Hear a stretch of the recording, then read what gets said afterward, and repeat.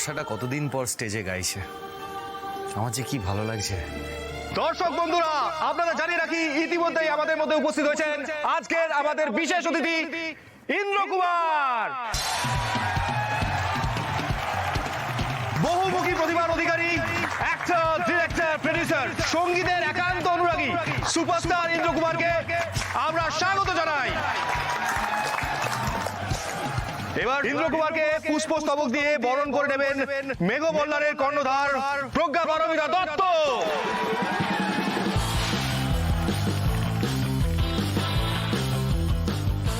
ইন্দ্রবাবু তার মূল্যবান সময় বার করে আমাদের মধ্যে এসেছেন, তার জন্য আমরা অত্যন্ত খুশি।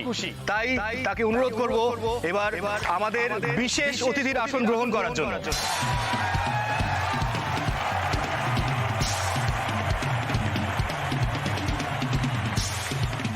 দর্শক বন্ধুরা, এইবার শুরু হতে চলেছে আজকের বিশেষ অনুষ্ঠান।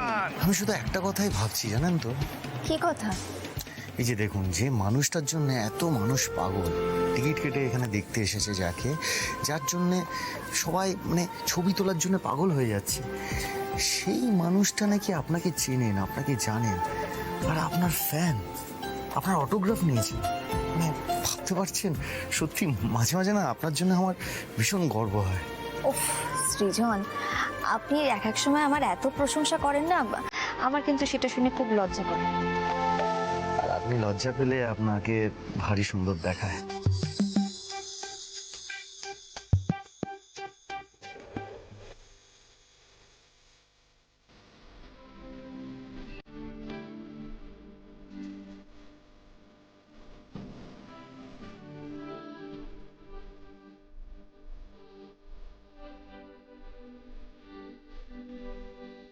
বাহ, মেয়েটার মধ্যে একটা ব্যাপার আছে।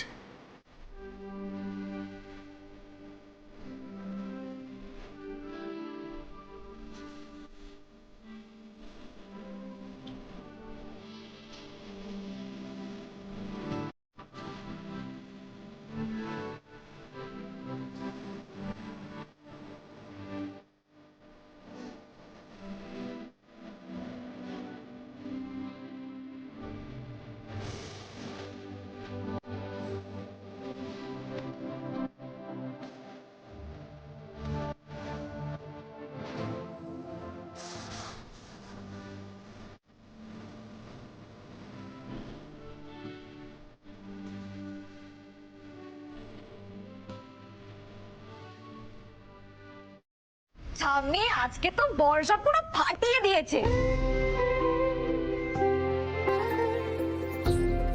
এবার বেশ বর্ষাকে হাসি খুশি লাগছে, তাই না? কিরে বর্ষা, তখন তো খুব বলছিলি যাবো না যাবো না। বাবা, আমি আমার বোনকে খুব ভালোভাবে চিনি। পর্ণা জোর করে টেনে না নিয়ে গেলে ও যেতই না। সত্যি পর্ণাদি, তুমি যদি সাহস না দিতে না, আমি নতুন করে সবকিছু শুরু করার কথা ভাবতেই পারতাম না। আমাদের দত্ত বাড়িতে না সহচারে বাঘের বাচ্চা, অবশ্য দু একটা গরু ছাগলও আছে। বাবা, সবসময় একদম এইভাবে কথা বলবে না, বলে দিলাম। বেশ করেছি বলেছি। শোন, তোর বউ বেঁকা ছিল, সোজা হয়ে গেছে, আর তুই এখন সোজা আছিস, জুতো মেরে তোকে বেঁকা করে দেবো। শুনেছিস বর্ষা কিরম গান গেয়ে এসছে? শোন। হ্যাঁ দিদি ভাই, বলতো ওখানে কি কি হলো? বর্ষা গান গাইলো, তারপরে তো হাততালি একদম ফেটে পড়েছিল জানো। আর ওনারা বলেছেন যে পরে যদি কোনো অনুষ্ঠান হয় তাহলে ওরা বর্ষাকে আবার ডেকে পাঠাবে। আর আর আরো কিছু আছে নাকি? আচ্ছা তো বটেই কাকা বাবু, বর্ষার পারিশ্রমিক আজকে গান গেয়ে 5,000 টাকা পেয়েছি, এটা তোমার হাতেই তুলে দিতে চাই। আমার হাতে? টাকাটা পেলি, দিয়ে সব ঠাম্মির হাতে দিয়ে দিলি কেন রে? তোর মায়ের হাতে তো দিতে পারতিস বর্ষা। তা না, আমি তো জানি এসব ওই পর্ণার বদমাইশি, আমাকে দেবে না বলে। থাক থাক দিদি ভাই, থাক, বেঁচে থাকো। বলি বর্ষা, এবার থেকে তুই গানই গাইবি।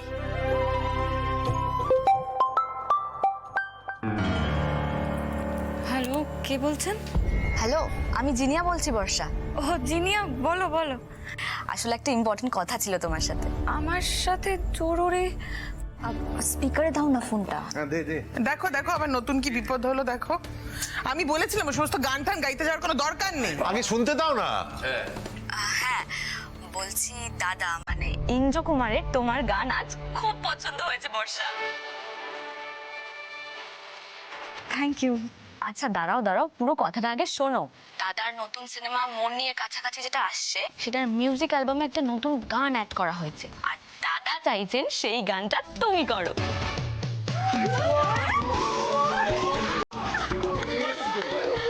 আচ্ছা আচ্ছা আস্তে আস্তে, আরে ফোনই আছে তো। হ্যালো বর্ষা, শুনতে পাচ্ছ তুমি?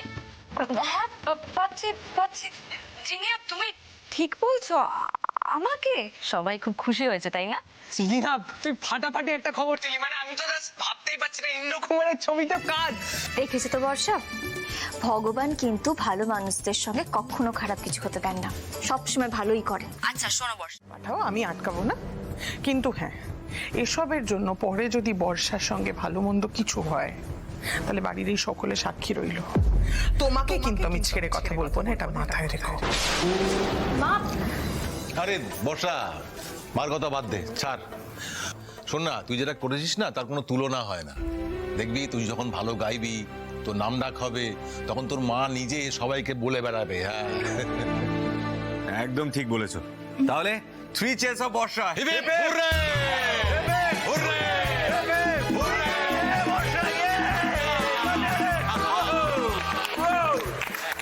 বর্ষা, দুদিন পরে কিন্তু তোকে টিকিট কেটে দেখতে যেতে হবে, তাই আগে থেকে না অটোগ্রাফটা দিয়ে রাখিস, বুঝলি?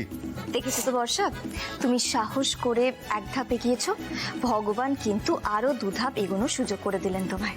ও আচ্ছা ভাই, আর আমি যে ওর নামটা লিখে দিয়ে এসেছিলাম তার বেলা, সেটা বললি না তো? এইটাও কিন্তু ঠিক, পিকলু যদি না থাকতো তাহলে কিন্তু এত কিছু হতো না।